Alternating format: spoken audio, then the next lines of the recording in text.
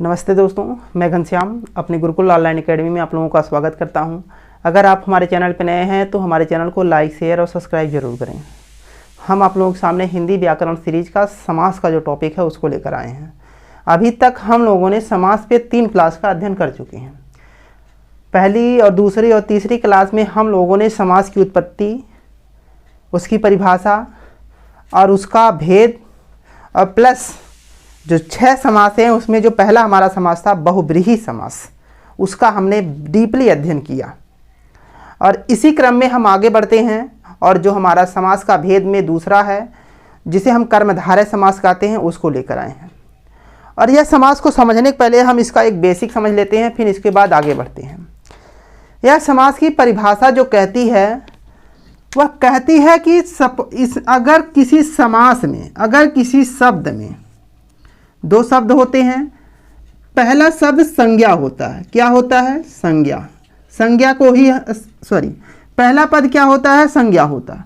अगर संज्ञा की विशेषता बताने वाले शब्द का प्रयोग पहले किया जाए जिसे हम विशेषण कहते हैं। क्या कहते हैं? तो आप लोग बताइएगा। विशेषण।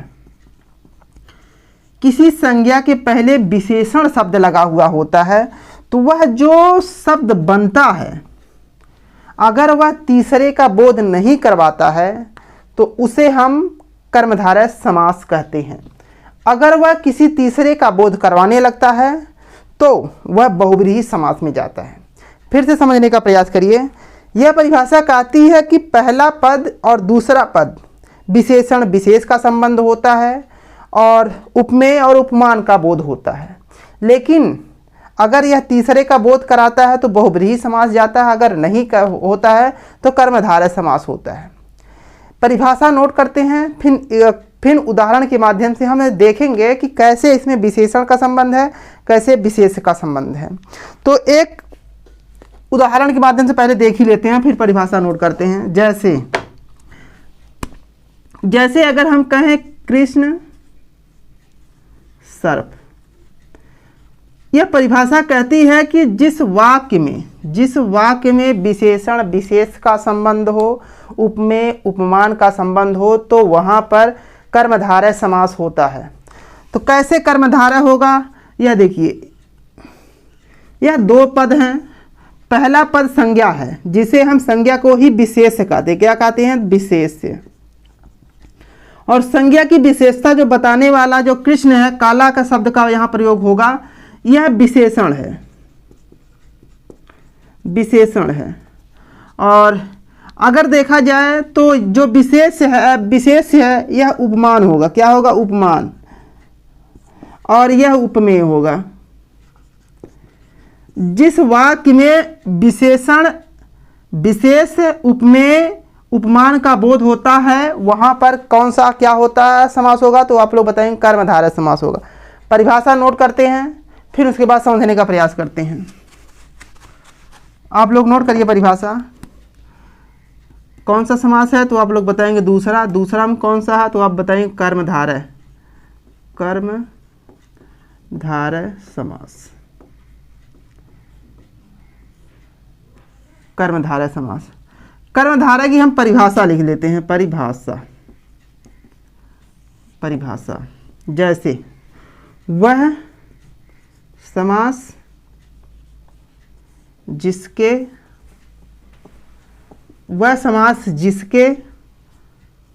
पदों में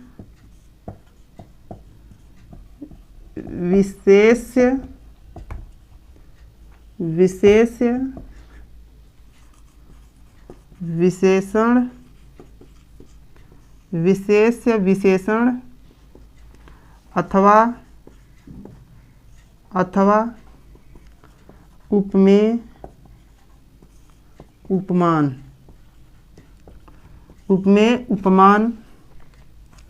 का संबंध हो तथा संपूर्ण समासिक पद संपूर्ण समासिक पद का कोई अन्य अन्य कोई अन्य अर्थ अभिव्यक्ति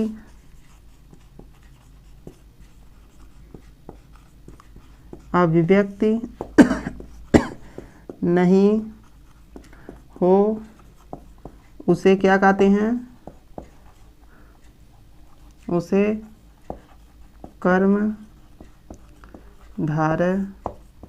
समास कहते हैं। आप लोग समझने का प्रयास करिएगा। जैसे यह परिभाषा कह रही है वह समास जिसके पदों में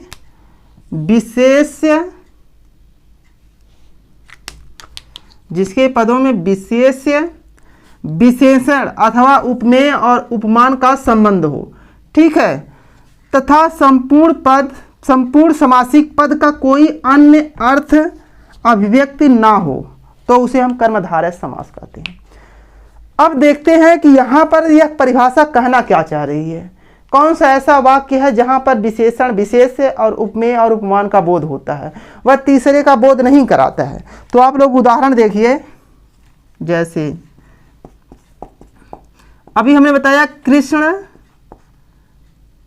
सर्प, यहाँ पर जो है, यहाँ पर आप लोग देखेंगे कि जो पहला पद है इसे हम विशेष कहते हैं और उसके बाद विशेष की विशेषता बताने के लिए कृष्ण का प्रयोग किया जा रहा है। कृष्ण का शाब्दिक अर्थ होता है काला, मतलब यह बताया जा रहा है कि जो सांप है वह काला है। क्या है? वह काला है। इसीलिए यहाँ पर ये हो जाएगा, आप लोग ऊपर देखिए, इसको मिटा रहे हैं। जैसे आप लोग देखिए, कृष्ण सर्प, देखिए ये जो है विशेष है, शेष, और यह क्या है? विशेषण। और विशेष जो होता है इसी को हम क्या कहते हैं? तो आप बताएंगे उपमान। और ये क्या होता? उपमेय। हमारा जो परिभाषा कह रही है कि वह समास जिसके पदों में विशेषण अथवा उपमेय और उपमान का संबंध हो तथा संपूर्ण समासिक पद का कोई अन्य अर्थ अभिव्यक्ति नहीं हो तो उसे कर्मधारय समास कहते हैं।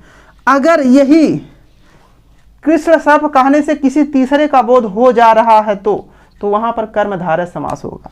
कैसे बोध हो रहा है उसको हम देख लेते हैं कि क्योंकि कभी कभी कुछ प्रश्न आ जाते हैं, विशेषण विशेष से और उपमेय उपमान का बोध कराते हैं लेकिन वो तीसरा अर्थ का बोध कराने लगते हैं, तो वहां पर क्या नाम, कर्मधारय समास नहीं होता। कैसे होता है उसको उदाहरण एक देख लेते हैं। जैसे हम कहें नीलकंठ, देखिए ये जो कंठ है यह विशेष है। यह क्या है? नील, जो नीला मतलब जो होता है, कहने का तात्पर्य यह विशेषण है। अगर हम देखें तो यह जो उपमान भी होता है और यह उपमेय, लेकिन यह तीसरे का बोध करा रहा। किसका बोध करा रहा? तो आप लोग बताएंगे शिव का। इसीलिए यहां पर बहुव्रीहि समास होगा। क्या होगा? बहुव्रीहि समास होगा। ठीक है। अगर यह तीसरे का अर्थ का बोध कराता है तो वहां क्या नाम है? बहुव्रीहि समास का बोध होता है। अगर वो नहीं कराता है तो कौन सा समास बचेगा? तो आप लोग बताएंगे क्या नाम है? कर्मधारय समास होगा।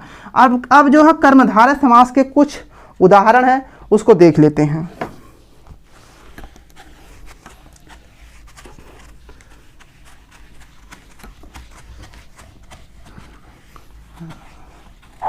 आप लोग नोट करते चलिएगा।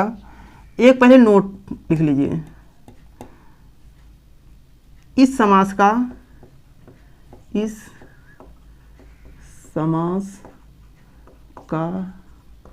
उत्तर पद प्रधान, कोष्ठक में लीजिए, संज्ञा होता है। यह नोट कर लीजिए, क्योंकि कभी कभी प्रश्न बन जाता है कि किस समास का उत्तर पद प्रधान होता है। अगर आप लोगों की जानकारी नहीं है तो आप लोग पूरा पढ़ा हुआ कहीं ना कहीं गलती कर देते हैं। इसीलिए इसको भी ध्यान में रख के चलिए कि कौन कौन से समास ऐसे हैं जिसका पूर्व पद प्रधान होता है, कौन से उत्तर पद प्रधान होते हैं, किसमें दोनों पद प्रधान होते हैं, कौन से एक भी नहीं प्रधान होते हैं। इसका एक थोड़ा सा बेसिक जानकारी रखना चाहिए। तो जो ये समास है कर्मधारय समास है, इसका जो उत्तर जो पद होता है वह प्रधान होता है, वह संज्ञा होता है। अब हम इससे जो उदाहरण बनने वाले प्रश्न होते हैं उसको देख लेते हैं। तो आप लोग लिखिए उदाहरण। जैसे हम कहें काली मिर्च, काली अगर मिर्च हम कहते हैं तो अगर इसमें हम देखेंगे उपमेय और उपमान विशेषण और विशेष का संबंध पाया जा रहा है और यह किसी तीसरे का बोध नहीं करवा रहा, इसीलिए इसमें कौन सा समास हो जाएगा तो बताएंगे कर्मधारय समास। इसका विखंडन पूछ लेता है कि क्या होता है, तो आप लोग उसको भी लिख लीजिए। काली है जो मिर्च। आप लोग साथ में इसको भी ध्यान में रखिएगा, कभी कभी ये भी प्रश्न पूछता है, कभी इसका भी विखंडन भी पूछ लेता है। काली मिर्च का विखंडन क्या होगा आप लोग बताइएगा। काली है जो मिर्च। उसके बाद हम आगे चलते हैं, कहते हैं लाल मिर्च। अब इसका क्या होगा, लाल मिर्च, इसका क्या होगा तो आप लोग बताएंगे लाल है जो मिर्च। अब आगे देखिए अंधकूप,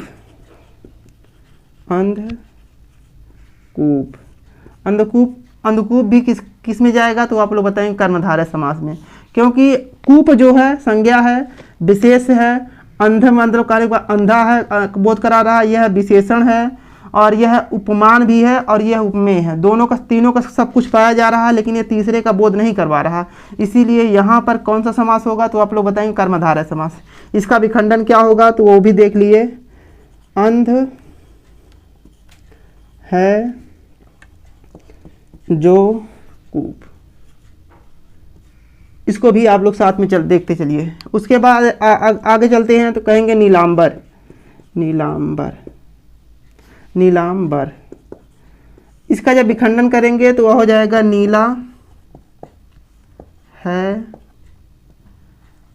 नीला है जो अंबर। अंबर जो कहने से वस्त्र का बोध होता है। नीले रंग का, अंबर जो कपड़ा, नीला है मतलब जो, इसीलिए यहाँ पर क्या नाम है कर्मधारय समास होगा। किस में होगा नीलांबर में। उसके बाद आप लोग देखिए अंधविश्वास।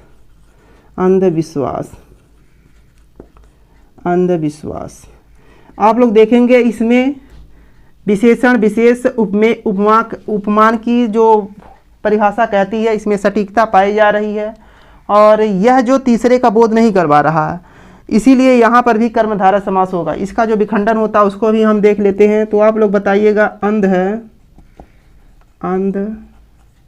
है जो विश्वास।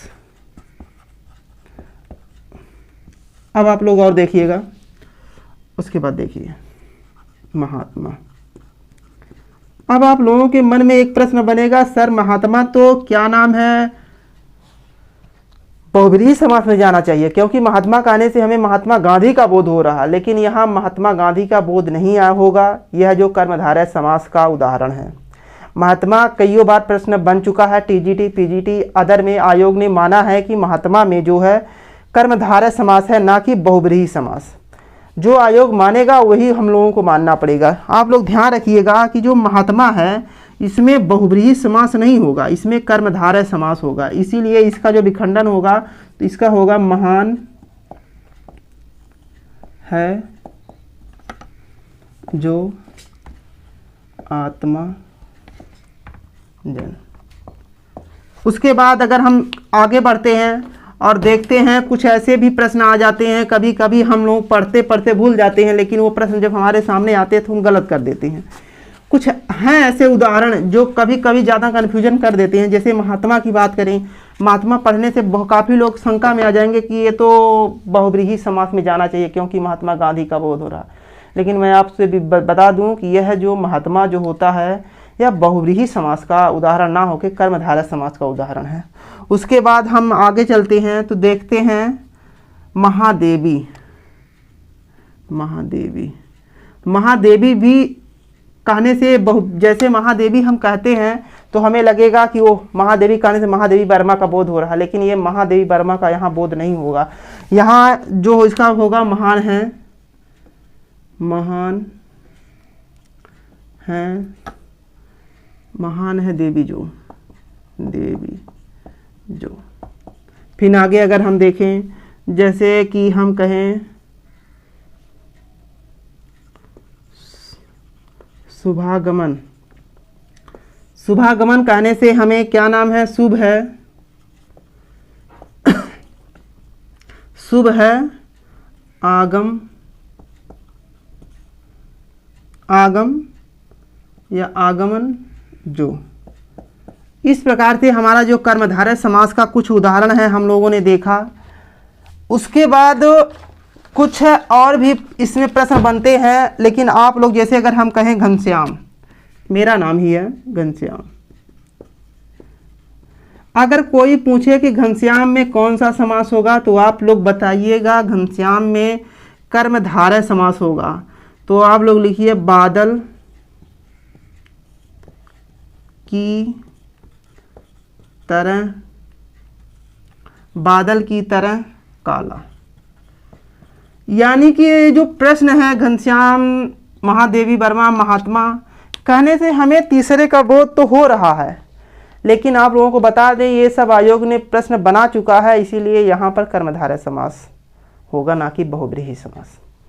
इस प्रकार से हमारा जो, इस प्रकार से हमने देखा क्या नाम है, कर्मधारय का परिभाषा देखी और उसके उदाहरण देखें। इसी क्रम में हम आगे बढ़ते हैं और एक हमारा दूसरा तीसरी हेडिंग होती है, वह होती है द्विगु समास। कौन सा होगा तो आप लोग बताएंगे द्विगु समास। द्विगु समास को समझने से पहले उसका बेसिक एक बार समझ लेते हैं। जैसे मतलब इसमें दो पद होते हैं, अगर पहला पद संख्या है, संज्ञा है, सॉरी, बाद वाला पद संज्ञा है और उसके पहला पद जो संख्यावाची है, संख्यावाची है, लेकिन अगर यह दोनों मिलते हैं तो किसी तीसरे का बोध नहीं करवाते हैं, स्वयं खुद का बोध करवाते हैं, तो वहाँ पर द्विगु समास होगा। अगर यह तीसरे का बोध करवाने लगते हैं तो वह द्विगु समास का उदाहरण नहीं होगा, तब वह बहुव्रीहि समास में जाएगा। कौन कौन से ऐसे पद हैं जो संज्ञा, पहला पद संख्यावाची, दूसरा पद संज्ञा होता है, संज्ञा वाला होता है, लेकिन वह तीसरे का बोध करवा लेते हैं, उसको भी हम लोग देखेंगे। पहले इसकी परिभाषा नोट करते हैं, फिर उसके बाद इसके उदाहरण देखते हैं। आप लोग नोट करिए, द्विगु समास।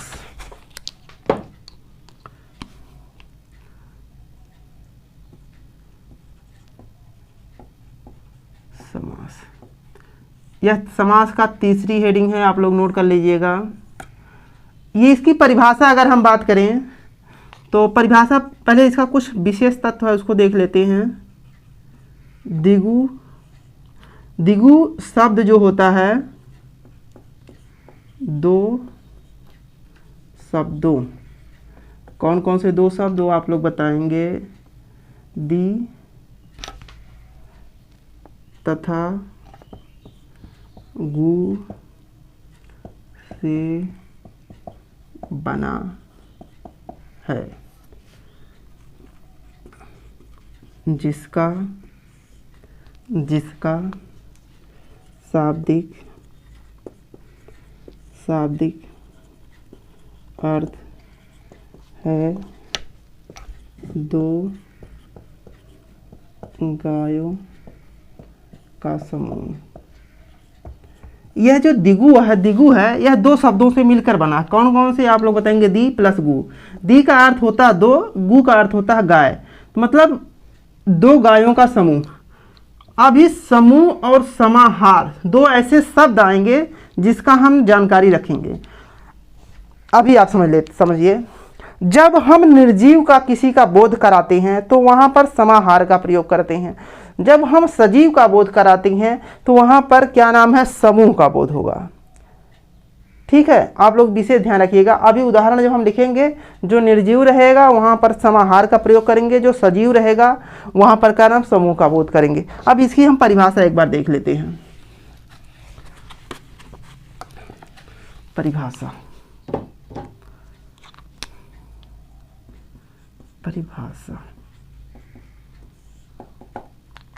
आप लोग परिभाषा नोट करिए। वह समास जिसका पूर्व मतलब प्रथम पूर्व पद कोई संख्या वाची शब्द तथा उत्तर का कहने का मतलब है बाद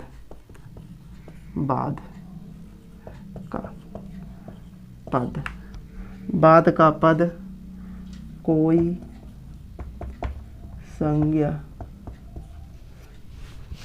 संज्ञा हो तथा संपूर्ण समासिक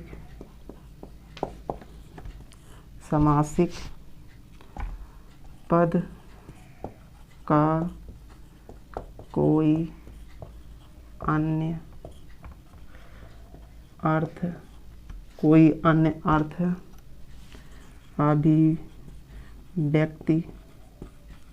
अभिव्यक्ति नहीं होता तो उसे कौन सा समास कहेंगे? तो आप लोग बताएंगे द्विगु समास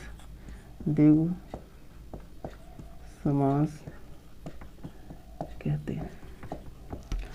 यह हमारी परिभाषा है। यह कह रहा है परिभाषा, जो पूर्व पद होता है कोई संख्यावाची अगर हो तथा जो उत्तर पद है अगर वह संज्ञा है, अगर यह जो कह रहा है उस पर हम बैठाते हैं, अगर वह तीसरे का बोध करवाने लगता है तो वह क्या नाम है द्विगु समास का उदाहरण नहीं होगा। जैसे कहें दशानन, पहले जो संज्ञा है, पहला पद संख्यावाची है, दूसरा संज्ञा है, लेकिन यह तीसरे का बोध करवाने लग रहा है, इसीलिए उसमें दशानन में क्या नाम है द्विगु समास नहीं है, वह जो बहुब्रीहि समास का है। यह परिभाषा यही कह रहा है कि वह समास जिसका पूर्व पद कोई संख्यावाची शब्द तथा उत्तर या बाद का पद कोई संज्ञा हो तथा संपूर्ण समासिक पद का कोई अन्य अर्थ अभिव्यक्ति नहीं होता तो उसे हम क्या कहते हैं? द्विगु समास कहते हैं। कैसे? जैसे आप लोग नोट करिए, इसमें एक विशेष तत्व है, इसी में साथ में नोट कर लीजिए। इसमें भी उत्तर पद प्रधान होता है। आप लोग ध्यान रखिएगा कि जो द्विगु समास होता है इसमें भी उत्तर पद प्रधान होता है और कर्मधारय समास में भी उत्तर पद प्रधान होता है। दोनों जो होते हैं, दोनों का पद जो समान होते हैं। इसीलिए कभी कभी प्रश्न बनता है कि कौन सा समास है जिसका उत्तर पद प्रधान है। कभी कभी दोनों ऑप्शन में देता है, साथ में कहता है A + B दोनों सही है। कभी कभी एक ऑप्शन देता है तो उसमें पूछता है कौन है, तो आप उसमें छांटना होता है। तो यहाँ पर आप लोग ध्यान रखिए, कर्मधारय समास प्लस द्विगु समास का उत्तर पद प्रधान होता है, संज्ञा होती है। अब हम इसका उदाहरण देखते हैं कि ये हमारी परिभाषा पे सटीक बैठ रहा है कि नहीं। उदाहरण की बात करें, ऊपर हम लिखते हैं उदाहरण। जैसे अगर कहें चौराहा,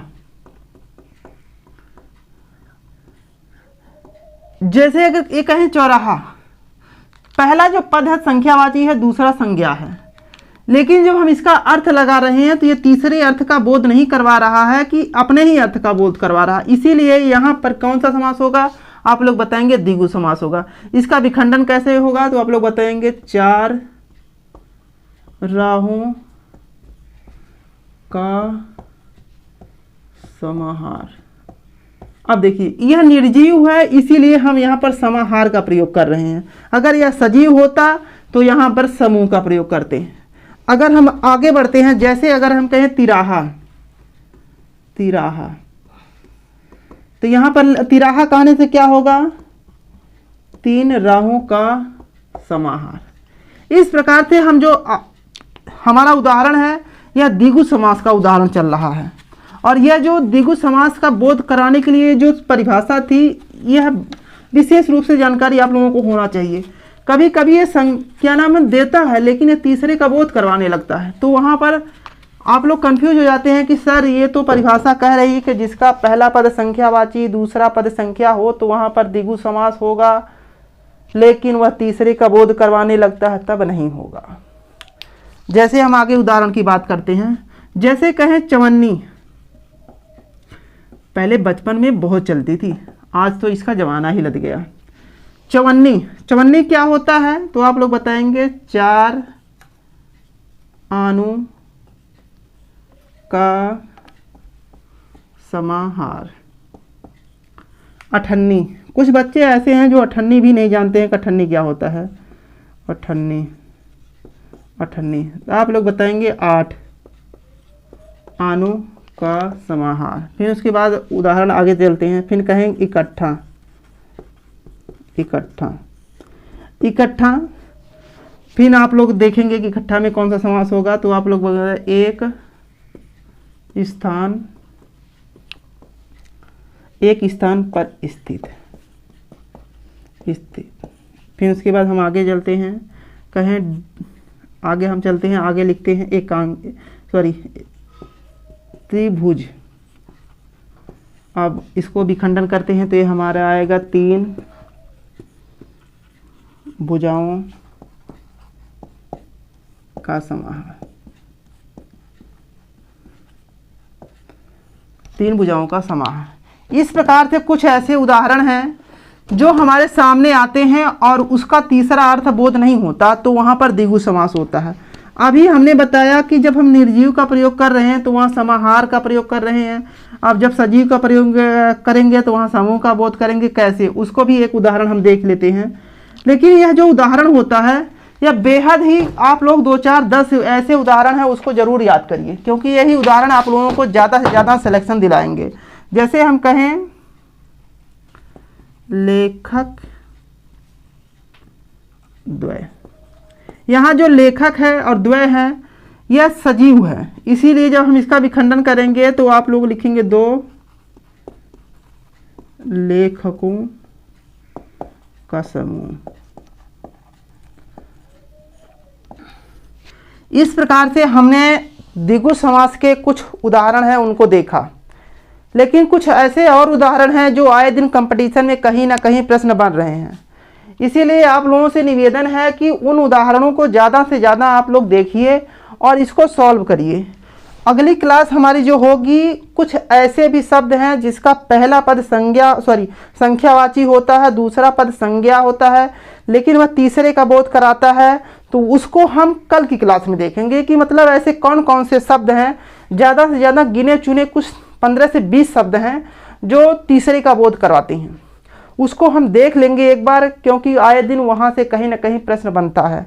तो आप लोग अभी तक हमने जितना वीडियो पढ़ाया है उसको आप नोट्स बनाइए, तैयार करिए और अपने कंपटीशन को चेक करिए कि हमारा अब कहाँ जा रहा है। हमने लगभग व्याकरण सीरीज का 5 से 6 टॉपिक का अध्ययन कर चुके हैं और अभी तक अब हम लोग समास का विश्लेषण बेहतरीन तरीके से करने का प्रयास कर रहे हैं, क्योंकि हमारा कहने का बस एक ही तात्पर्य है कि मैं आपको सामने कितना बेहतर दे दूं कि आप लोगों एक ही क्लास में पूरा एडजस्ट कर लें। कुछ ऐसे भी लोग हैं जो 15 मिनट में 20 मिनट में पूरे समास को ख़त्म कर लेते हैं, लेकिन मैं आपसे पूछना चाहता हूं कि वो 15 से 20 मिनट का जो समास लोग ख़त्म करते हैं, क्या उससे आपका सिलेबस कवर हो पाएगा? अगर हो जाएगा तो कैसे, अगर नहीं होगा तो कैसे पढ़ा जाए कि उसको हम सिलेबस कवर करें। आप लोग हमारे चैनल को सपोर्ट करिए, अपना प्यार और अपने दोस्तों को भी शेयर करिए। तो थैंक यू, राधे राधे।